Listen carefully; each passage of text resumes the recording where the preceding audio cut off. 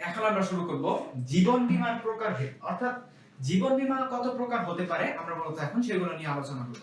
তো এর আগে আমি ধারণা দিয়ে নেই যে জীবন বীমাকে বিভিন্ন দৃষ্টিকোণ থেকে বিভিন্ন ভাগে বিভক্ত করা যেতে পারে। সেটা আজীবন বীমাপত্র হতে পারে, তারপর হতে পারে মেয়াদী বীমাপত্র, সাময়িক বীমাপত্র, বা মুনাফা পরিশোধ করা হবে কি না হবে এর উপর ভিত্তি করেও জীবন বীমাগুলোকে এক একটা ভাগে ভাগ করা যায়। তো এখন আমরা এই প্রত্যেকটা আলাদা আলাদা জীবন বীমার সেকশন নিয়ে আলোচনা করব এবং সেগুলোর ভিতরে যে সাবসেকশন অর্থাৎ ওগুলোর ভিতরে যদি কোনো ভাগ থাকে সেগুলো নিয়ে আমরা আলোচনা করব।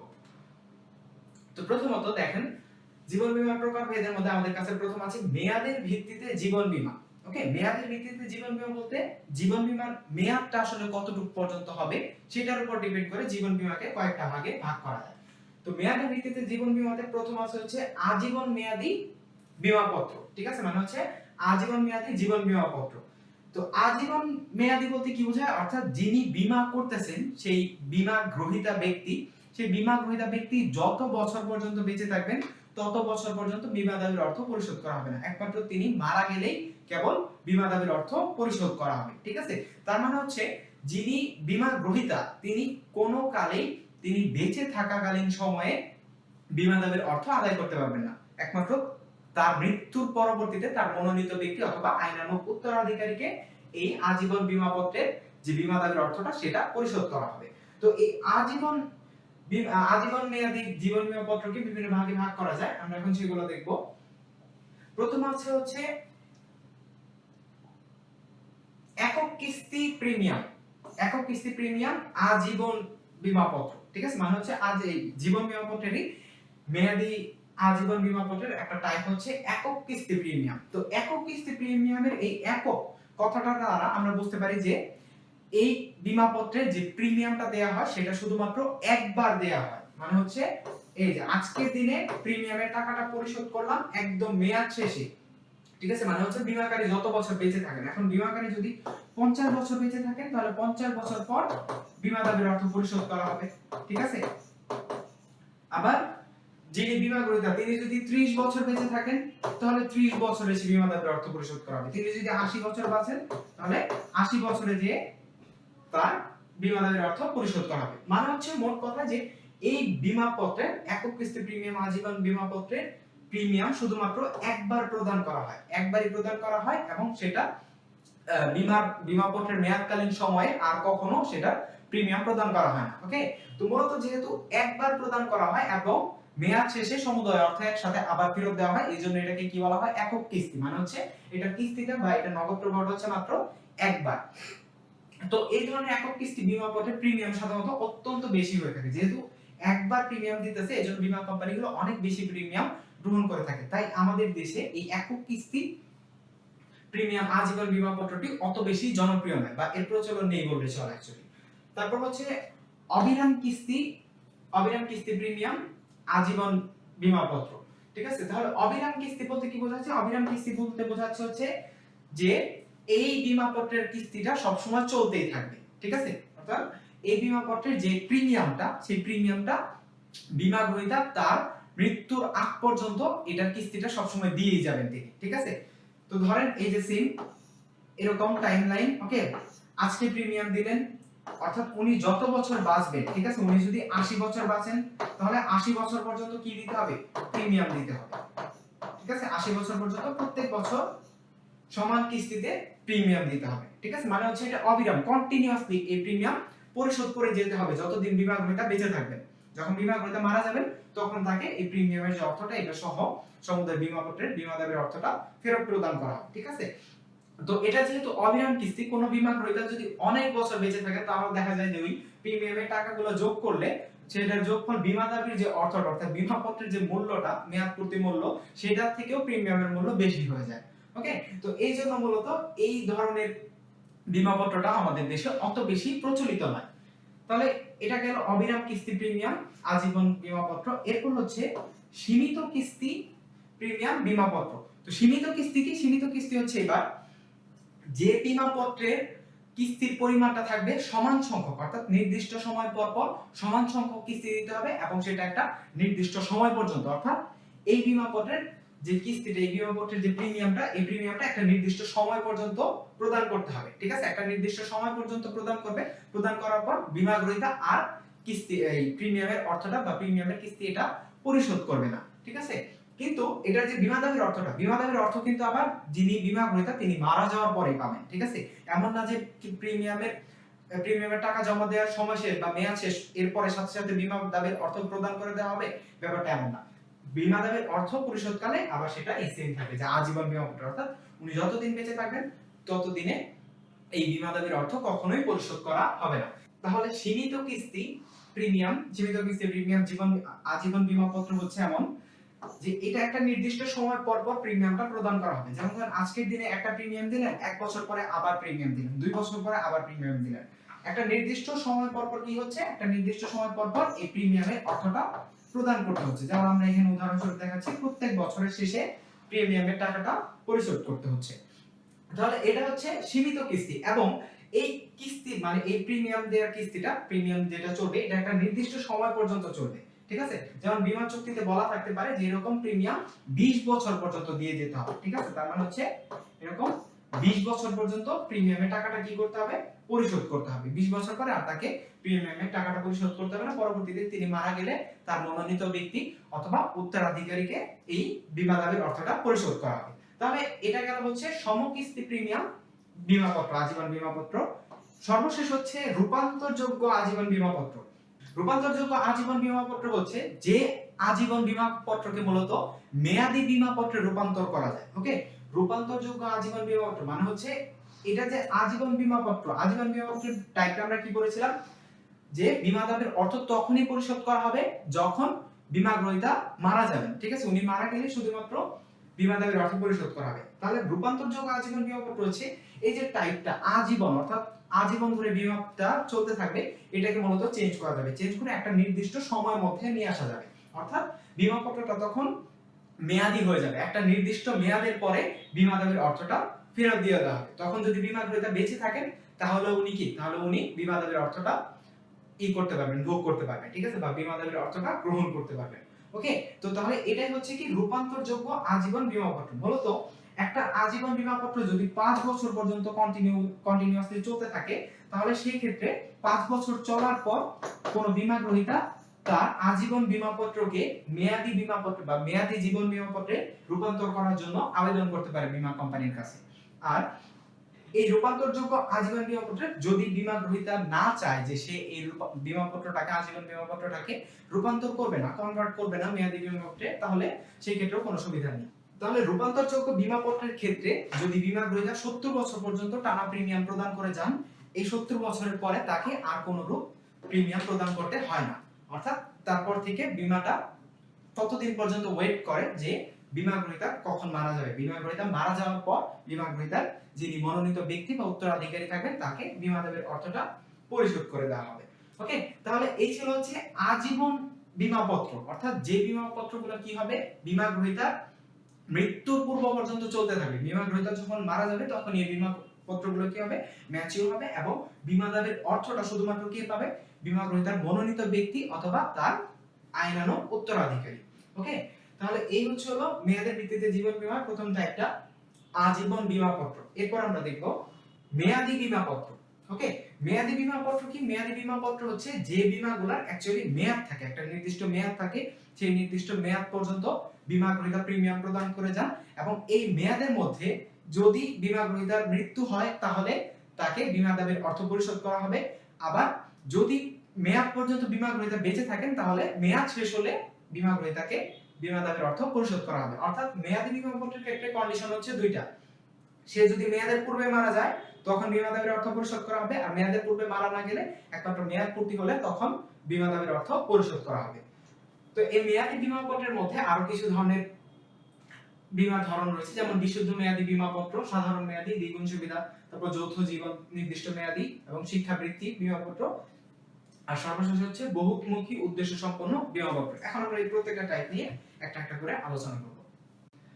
ওকে, এখন আমরা আলোচনা করব বিশুদ্ধ মেয়াদি বীমাপত্র নিয়ে। বিশুদ্ধ মেয়াদি বীমাপত্র, তো বিশুদ্ধ মেয়াদি বীমাপত্রের প্রথম যেটা কন্ডিশন সেটা হচ্ছে অবশ্যই এই বীমাপত্রের একটা মেয়াদ থাকবে, ঠিক আছে? এই বীমাপত্রের একটা মেয়াদ থাকবে, মানে হচ্ছে মেয়াদের পর বীমা দাবির অর্থ পরিশোধ করা হবে। ওকে, কিন্তু এইখানে এটাকে বিশুদ্ধ এই কারণে বলা হয়, যেমন আমরা অ্যাকচুয়ালি বীমার যে টার্মটা বা বীমার যে কন্ডিশনটা সেটা আমরা কি জানি, যে বীমা হচ্ছে ক্ষতিপূরণের ব্যবস্থা, অর্থাৎ যদি কোনো ঝুঁকি দ্বারা ক্ষতি হয় সেই ক্ষতিপূরণ করে দেওয়া হবে। ঠিক আছে, তো যদি ক্ষতি না হয় তাহলে কিন্তু আর ক্ষতিপূরণ দেয়া হয় না। তো বিশুদ্ধ মেয়াদী জীবন বীমা পত্র হচ্ছে সেম, যদি বীমা গ্রহীতা ব্যক্তি মারা যায় তবে তাকে, যদি বীমা গ্রহীতা ব্যক্তি মারা যায়, ওকে, বীমা গ্রহীতা ব্যক্তি যদি মারা যায় বীমার মেয়াদের সময়ের মধ্যে, তাহলে বীমা গ্রহীতা ব্যক্তিকে আর বীমার অর্থটা দেয়া হবে না, অর্থাৎ বীমা দাবির অর্থটা বীমা গ্রহীতাকে আর পরিশোধ করা হবে না। তাহলে বীমা গ্রহীতা ব্যক্তি মারা গেল তবুও যদি বীমা দাবির অর্থ পরিশোধ না করা হয়, তাহলে এই বীমা পত্রের মানেটা কি বা এই বীমা পত্র করার সুবিধাটা কি? অ্যাকচুয়ালি এই বিশুদ্ধ মেয়াদী বীমা পত্রটা মূলত হচ্ছে আমরা জীবন বীমার ক্ষেত্রে যেটা করে আসছি আর্থিক নিশ্চয়তার চুক্তি, সেটা হচ্ছে যিনি বীমা গ্রহীতা তাকে বীমা পত্রের মেয়াদ শেষে মূলত আর্থিক নিরাপত্তা দেওয়া হবে। মানে হচ্ছে বীমা গ্রহীতা যদি বীমা পত্রের মেয়াদ পর্যন্ত বেঁচে থাকেন তবে তাকে বীমার যে মূল্যটা, অর্থাৎ বীমা চুক্তির যে মূল্যটা, সেই মূল্যটা বীমা গ্রহীতাকে প্রদান করা হবে, যেন বীমার মেয়াদের পরবর্তী সময়ে বীমা গ্রহীতা একটা আর্থিক নিরাপত্তা পান, তিনি তার জীবনটা সচ্ছলভাবে চালাতে পারেন। ওকে, কিন্তু যদি এই মেয়াদের মধ্যবর্তী সময় অর্থাৎ মেয়াদ পূর্তির আগে যদি বীমা গ্রহীতা মারা যায়, সেই ক্ষেত্রে আর বীমা দাবির অর্থটা পরিশোধ করা হবে না। তবে যেহেতু এখানে বীমা দাবির অর্থ পরিশোধ করা হয় না, কিন্তু প্রিমিয়াম গুলো কিন্তু দেয়া হয়ে গেছে অলরেডি, কারণ যে পর্যন্ত বীমা গ্রহীতা বেঁচে ছিলেন সেই পর্যন্ত তিনি প্রিমিয়ামটা প্রদান করে গেছেন। তো সেই ক্ষেত্রে ওই যে আমরা সমর্পণ মূল্য পড়েছিলাম না, যে মেয়াদ পূর্তির আগে যদি কেউ বীমার অর্থ বীমার প্রিমিয়াম ফেরত চায়, তাহলে সেই ক্ষেত্রে এই বীমার ক্ষেত্রে বিশুদ্ধ মেয়াদী বীমার ক্ষেত্রে মূলত ওই সমর্পণ মূল্যের সুবিধাটা দেয়া হয়। ঠিক আছে, তাহলে বিশুদ্ধ মেয়াদী বীমা পত্রে কি করা হয়, প্রিমিয়ামের অর্থটা যেন বীমা গ্রহীতার যিনি মনোনীত ব্যক্তি আছেন তিনি যেন সেই প্রিমিয়ামের অর্থটা, যদি বীমা গ্রহীতা মারা যায় সেই ক্ষেত্রে প্রিমিয়ামের অর্থটা ফেরত পান, সেজন্য সমর্পণ মূল্য বা পরিশোধিত মূল্যের সুবিধাটা দেয়া হয়। তার মানে হচ্ছে এটাতে মেয়াদ থাকে আর কি থাকবে, সমর্পণ মূল্যের সুবিধাটা। ওকে, সমর্পণ মূল্য। এরপর আমরা দেখব হচ্ছে সাধারণ মেয়াদী বীমা পত্র। সাধারণ মেয়াদী বীমা পত্র কি? অ্যাকচুয়ালি আমরা জীবন বীমার যে ধরনটা পড়ে এসেছি, যে যদি বীমা গ্রহীতা মেয়াদ পর্যন্ত বেঁচে থাকে তাহলে তাকে আর্থিক নিরাপত্তা দিবে বা আর্থিক নিশ্চয়তা দিবে। ঠিক আছে, আর সে যদি মেয়াদের অন্তর্বর্তীকালীন সময় মারা যায় তাহলে তার পরিবারকে আর্থিক নিশ্চয়তা প্রদান করবে কি? এই জীবন বীমা। ওকে, তাহলে এই যে এই টাইপটা, যে মেয়াদ পর্যন্ত একটা নির্দিষ্ট মেয়াদ থাকবে জীবন বীমার, সেই মেয়াদ পর্যন্ত যদি বীমা গ্রহীতা বেঁচে থাকে তাহলে তাকে বীমা দাবির অর্থ পরিশোধ করা হবে, আর যদি মেয়াদের পূর্বে বীমা গ্রহীতা মারা যায় তাহলে তার মনোনীত ব্যক্তি অথবা উত্তরাধিকারীকে মেয়াদের মানে বীমা দাবির অর্থটা পরিশোধ করা হবে। তো এই যে এই ধরনের যে বীমা পত্রটা যেটা নির্দিষ্ট মেয়াদ পর্যন্ত এই সুবিধাটা দিয়ে যাবে, ঠিক আছে, অর্থাৎ মেয়াদ পর্যন্ত বেঁচে থাকলে আর্থিক নিরাপত্তা এবং মেয়াদের পূর্বে মারা গেলে তার পরিবারকে আর্থিক নিশ্চয়তা দিবে, এমন ধরনের বীমা পত্রকে বলা হচ্ছে সাধারণ মেয়াদী বীমা পত্র। এরপর হচ্ছে দ্বিগুণ সুবিধা মেয়াদী বীমা পত্র। দ্বিগুণ সুবিধা মেয়াদী বীমা পত্র কি? এই ধরনের বীমা পত্রে মূলত যিনি বীমা গ্রহীতা রয়েছেন তিনি বীমাকারী প্রতিষ্ঠানের সাথে একটা চুক্তি করেন যে নির্দিষ্ট সময় পর্যন্ত তিনি প্রিমিয়াম পরিশোধ করে যাবেন। ঠিক আছে, অর্থাৎ বীমা গ্রহীতা নির্দিষ্ট সময় পর্যন্ত প্রিমিয়াম পরিশোধ করে যাবেন, এবং যদি বীমার মেয়াদ পর্যন্ত যদি বীমা গ্রহীতা বেঁচে থাকেন তাহলে তাকে আর্থিক নিরাপত্তা অর্থাৎ বীমা দাবির অর্থটা পরিশোধ করে দেওয়া হবে। আর যদি কোনো কারণে সে বীমার যে মেয়াদটা, বীমা চুক্তির মেয়াদটা পূর্তির পূর্বে মারা যান, তাহলে সেক্ষেত্রে বীমা গ্রহীতার যিনি মনোনীত ব্যক্তি তাকে বীমা দাবির দ্বিগুণ অর্থ ফেরত দেওয়া হবে। ঠিক আছে, মানে বীমা চুক্তিতে যদি বলা থাকে যে বীমার মেয়াদ শেষে দেওয়া হবে 10 লক্ষ টাকা, ঠিক আছে, তো এই ক্ষেত্রে যদি যিনি বীমা গ্রহীতা, অ্যাকচুয়াল বীমা গ্রহীতা, তিনি যদি মেয়াদ পূর্তির আগেই মারা যান তাহলে টাকা দিতে হবে কত? তাহলে বীমা কোম্পানি বা বীমাকারী তখন বীমা গ্রহীতার মনোনীত ব্যক্তিকে 20 লক্ষ টাকা বীমা দাবি হিসেবে পরিশোধ করবে। ওকে, তার মানে হচ্ছে বীমা চুক্তিতে মেইনলি বলা ছিল কত? 10 লক্ষ, কিন্তু এবার প্রদান করলো কত? প্রদান করলো 20 লক্ষ, অর্থাৎ 2 গুণ বেশি। ঠিক আছে, 2 গুণ টাকা পরিশোধ করলো। এজন্য এরকম দ্বিগুণ সুবিধা সম্পন্ন মেয়াদী জীবন বীমা পত্রকে বলা হচ্ছে দ্বিগুণ সুবিধা মেয়াদী বীমা পত্র। এরপর হচ্ছে যৌথ জীবন মেয়াদী বীমা পত্র। যৌথ জীবন মেয়াদী বীমা পত্র বলতে একটা বীমা পত্রের আন্ডারে বা একটা বীমা পত্রের ভেতরে যখন একাধিক জীবনের নিরাপত্তার জন্য বা একাধিক জীবনের আর্থিক নিশ্চয়তার জন্য বীমা করা হয়। ঠিক আছে, অর্থাৎ বীমা চুক্তি হবে একটা। ঠিক আছে, বীমা চুক্তি হবে একটা, কিন্তু এই ক্ষেত্রে বীমা গ্রহীতা যিনি থাকবেন, বীমা গ্রহীতা থাকবেন হচ্ছে দুইজন ব্যক্তি, যেমন স্বামী স্ত্রী দুইজনে মিলে একটা বীমা চুক্তি করলেন, একটা বীমা কোম্পানির সাথে দুইজনে মিলে একটা চুক্তি গ্রহণ করলেন। তাহলে এখানে দেখেন একটা বীমা চুক্তির আন্ডারে কয়জন ব্যক্তি? একটা বীমা চুক্তির আন্ডারে হচ্ছেন দুইজন ব্যক্তি। একটি বীমা চুক্তির আন্ডারে দুইজন জীবন বা দুইজন ব্যক্তির জীবন, ঠিক আছে, দুইজন ব্যক্তির জীবন আনা হয়েছে একটি বীমা চুক্তির আন্ডারে।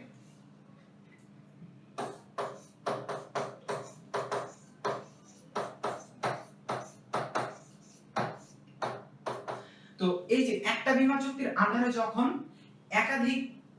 একাধিক জীবন আনা হবে, অর্থাৎ একাধিক জীবনের জন্য যখন একটা বীমা চুক্তি গ্রহণ করা হবে, তখন সেই বীমা চুক্তিকে কি বলা হবে? যৌথ জীবন মেয়াদী বীমাপত্র।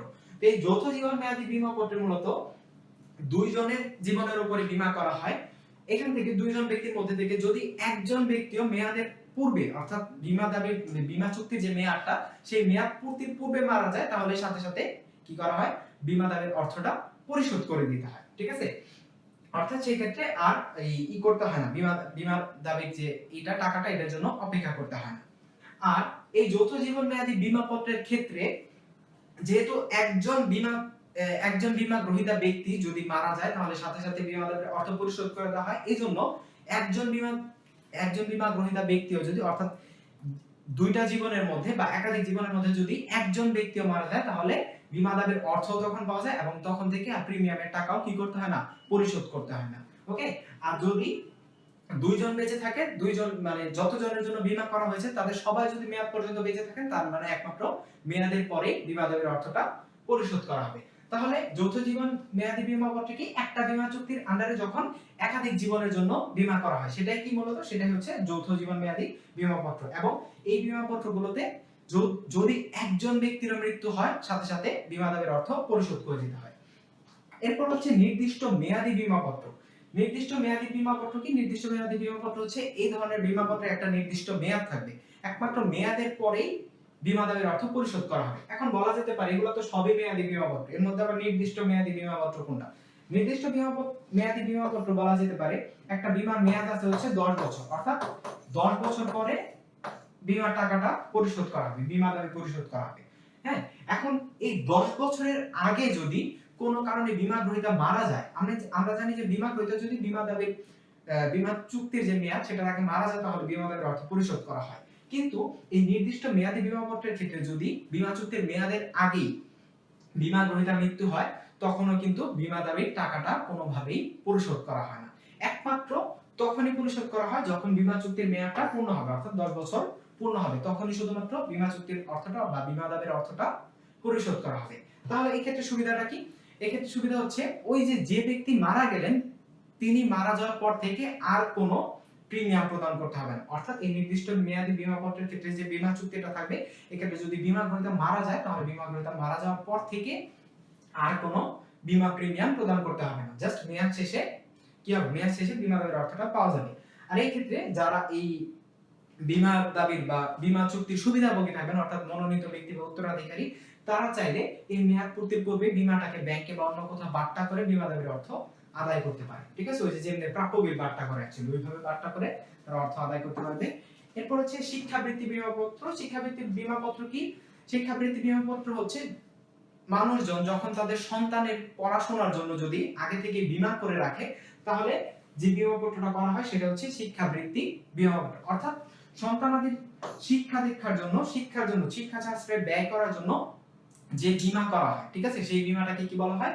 শিক্ষাবৃত্তি বীমাপত্র। এই ক্ষেত্রে মূলত এই বীমাপত্রে মূলত তিনটা পক্ষ থাকে। একজন হচ্ছে বীমাকারী, মানে হচ্ছে বীমা কোম্পানি, তারপর হচ্ছে বীমা গ্রহীতা। বীমা গ্রহীতা মানে হচ্ছে পিতামাতা, যারা বীমার টাকাটা পরিশোধ করে, প্রিমিয়ামটা পরিশোধ করে। আর আরেকটা পক্ষ থাকে হচ্ছে বীমার উপকারভোগী, মানে হচ্ছে যার শিক্ষার জন্য অ্যাকচুয়ালি বীমাটা করা হচ্ছে, সেই ব্যক্তি হচ্ছে বীমার উপকারভোগী। ওকে,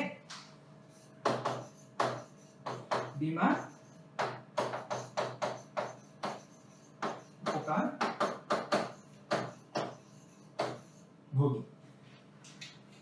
এখন কথা হচ্ছে যিনি বীমার উপকার ভোগ করবেন, তাকে মূলত একসাথে বীমার সমস্ত অর্থটা প্রদান করা হয় না। ঠিক আছে, 6 মাস পর পর, 6 মাস অন্তর অন্তর, ঠিক আছে, 6 মাস পর পর বা 6 মাস অন্তর অন্তর 5 বছর পর্যন্ত 5 বছর পর্যন্ত এই বীমা বা বীমা দাবির অর্থ পরিশোধ করা হয়। ঠিক আছে, এই শিক্ষাবৃত্তি বীমাপত্রের ক্ষেত্রে মানে হচ্ছে একবারে টোটাল টাকাটা না দিয়ে তার পড়াশোনা চলাকালীন 5 বছর পর্যন্ত প্রতি 6 মাস মানে হচ্ছে দ্বিবার্ষিক কিস্তিতে বীমা দাবির অর্থটা পরিশোধ করা হয়। ওকে, আচ্ছা, আর এই ক্ষেত্রে যদি বীমা গ্রহীতা বীমা দাবি বা বীমা চুক্তির মেয়াদের পূর্বেই মারা যান তাহলে আর বীমা প্রিমিয়াম প্রদান করতে হয় না। আর সর্বশেষ হচ্ছে বহুমুখী উদ্দেশ্য সম্পন্ন বীমাপত্র। বহুমুখী উদ্দেশ্য সম্পন্ন বীমাপত্র বলতে যখন একজন ব্যক্তি বিভিন্ন উদ্দেশ্য নিয়ে বীমাপত্র করেন, একটা বীমা চুক্তির আন্ডারে যখন বিভিন্ন উদ্দেশ্য নিয়ে বা বিভিন্ন উদ্দেশ্যকে বীমাকৃত বিষয়বস্তু করেন তখন কি বলা হয়, তখন সেই বীমা চুক্তিকে বলা হয় বহুমুখী উদ্দেশ্য সম্পন্ন বীমাপত্র। যেমন মানুষ বার্ধক্যের নিরাপত্তার জন্য, আর্থিক নিশ্চয়তার জন্য বীমা করতে পারেন। ঠিক আছে, তারপর নির্ভরশীল যারা একজন বীমা গ্রহীতার উপর নির্ভরশীল রয়েছেন সেই নির্ভরশীলদের প্রয়োজনের জন্য বীমা করতে পারেন। তারপর সন্তানাদি বিয়ের জন্য বীমা করতে পারেন, সন্তানাদি চিকিৎসার জন্য বীমা করতে পারেন। ওকে, তো এই ধরনের যে বীমাপত্রগুলো থাকবে এগুলোকে বলা হচ্ছে বহুমুখী উদ্দেশ্য সম্পন্ন বীমাপত্র, এবং এগুলোর যেহেতু মেয়াদ থাকে এইজন্য এগুলোকে কি বলা হয়, মেয়াদি জীবন বীমাপত্র।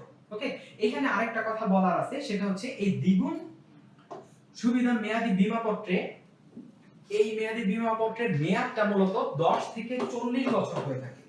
10 থেকে 40 বছর। ওকে, অর্থাৎ এই বীমা চুক্তির মেয়াদ হবে 10 থেকে 40 বছর, এবং এই ক্ষেত্রে যিনি মারা যাবেন, ঠিক আছে, মানে হচ্ছে যে ব্যক্তি বীমা গ্রহীতা যিনি মারা গেলে দ্বিগুণ টাকা পরিশোধ করা হবে সেই ব্যক্তির বয়স কোনোভাবেই 65 বছরের উপরে হতে পারবে না। ঠিক আছে, মানে হচ্ছে বীমা গ্রহীতা তিনি যদি মারা যান কোনোভাবেই তার বয়স কি হতে পারবে না, কোনোভাবেই তার বয়স 65 বেশি হতে পারবে না। ঠিক আছে, তার মানে হচ্ছে তার বয়সটা অবশ্যই 65 নিচে থাকতে হবে। বয়স অবশ্যই 65 নিচে থাকতে হবে। ঠিক আছে, কোনোভাবে 65 থেকে বেশি হতে পারবে না। ওকে, তাহলে এই ছিল হচ্ছে মেয়াদি বীমা পত্র। এখন আমরা আমাদের পরবর্তী স্লাইডে চলে যাই। এখন আমরা দেখব সাময়িক বীমা পত্র। সাময়িক বীমা পত্র কি? সাময়িক বীমা পত্র হচ্ছে যেগুলো স্বল্প সময়ের জন্য যে বীমা পত্রগুলো করা হয়, মানে হচ্ছে যে বীমার মেয়াদটা মূলত স্বল্প সময়ের জন্য হবে। তো এই স্বল্প সময় কতদিন থেকে কতদিন হতে পারে? এই স্বল্প সময় মূলত 3 মাস থেকে সর্বোচ্চ 7 বছর পর্যন্ত হতে পারে।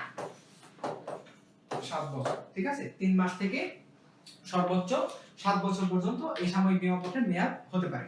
তো এখন সাময়িক বীমা পত্র মূলত স্বল্প সময়ের জন্য যেহেতু করা হয়, তো এই বীমা পত্রের আরেকটা বৈশিষ্ট্য হচ্ছে এই বীমা পত্রে যে যিনি বীমা গ্রহীতা থাকবেন একমাত্র তিনি যদি মেয়াদের মধ্যবর্তী সময় মারা যান তবে বীমা দাবির অর্থ তিনি অর্থাৎ তার উত্তরাধিকারী বীমা দাবির অর্থটা গ্রহণ করতে পারবেন। ঠিক আছে, কিন্তু তিনি যদি বীমার মেয়াদ পর্যন্ত বেঁচে থাকেন তাহলে কোনোভাবেই আর এই সাময়িক বীমা পত্রের অর্থ বীমা গ্রহীতাকে ফেরত প্রদান করা হবে না। ঠিক আছে, তার মানে এটার মেইন বৈশিষ্ট্যটা কি? এই সাময়িক বীমা পত্রের মেইন বৈশিষ্ট্যটা হচ্ছে বীমা গ্রহীতা যিনি থাকবেন তিনি যদি মেয়াদের মধ্যবর্তী সময়ে মারা যান। ঠিক আছে,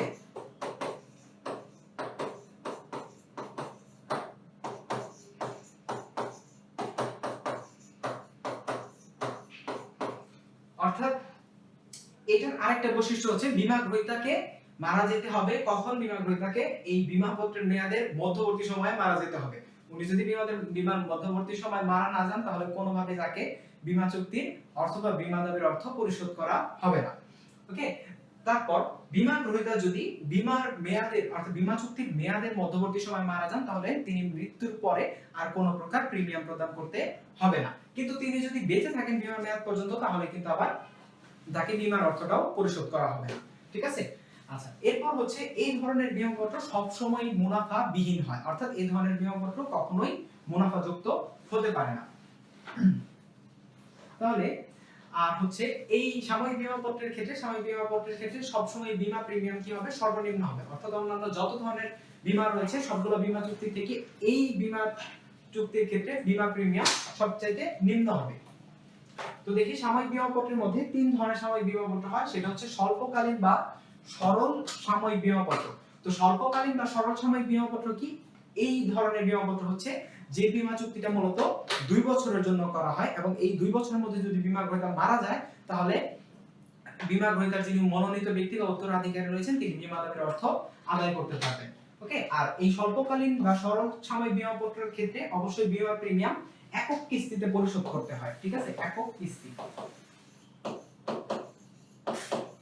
অবশ্যই একক কিস্তিতে বীমার যে প্রিমিয়ামটা সেই বীমা প্রিমিয়ামটা একসাথে একক কিস্তিতে পরিশোধ করতে হবে। এরপর হচ্ছে নবায়নযোগ্য সাময়িক বীমা পত্র। নবায়নযোগ্য সাময়িক বীমা পত্র কি? এই ধরনের বীমা পত্রগুলো হচ্ছে যেটা বীমার মেয়াদ শেষ হওয়ার পর আবার নতুন করে রিনিউ করা যায়, ঠিক আছে, অর্থাৎ নবায়ন করা যায়। যেমন এই আগের বীমা পত্রের উদাহরণ যদি আমরা দিই, 2 বছর পরে বীমার মেয়াদ শেষ মানে কি, সে যদি বীমা গ্রহীতা যদি 2 বছর পর্যন্ত বেঁচে থাকে তাহলে তাকে আর বীমার টাকা দেয়া হবে না।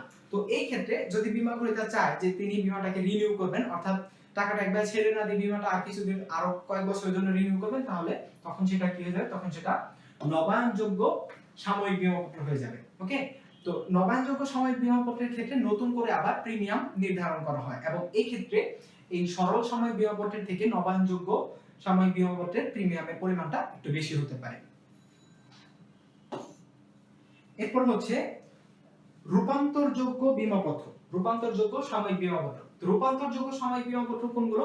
রূপান্তরযোগ্য সাময়িক বীমা পত্র হচ্ছে ওই ধরনের বীমা চুক্তিগুলো যে বীমা চুক্তিকে আজীবন মেয়াদী বীমা চুক্তিতে রূপান্তর করা যায়। ওকে, অর্থাৎ এই ক্ষেত্রে আমরা কি দেখেছি, সাময়িক বীমা পত্রে একটা নির্দিষ্ট সময় থাকবে, নির্দিষ্ট সময় শেষে যদি বীমাকৃত মারা না যায় তাহলে তাকে কি করা যাবে না, বীমা দাবির অর্থ বা বীমা চুক্তির যে টাকাটা সেটা পরিশোধ করা হবে না। কিন্তু রূপান্তরযোগ্য সাময়িক বীমা পত্র যদি হয়ে থাকে তাহলে উনি নির্দিষ্ট সময় পর্যন্ত বেঁচে থাকলে যদি দেখেন যে বীমা গ্রহীতা মারা যায় নাই, তাহলে সেক্ষেত্রে তিনি আবার এই বীমাটাকে নির্দিষ্ট সময় পরে এটাকে কনভার্ট করে আজীবন মেয়াদী বীমা পত্রে রূপান্তর করতে পারবেন। ওকে, এই জন্য এই ধরনের সাময়িক বীমা পত্রকে বলা হচ্ছে রূপান্তরযোগ্য সাময়িক বীমা পত্র।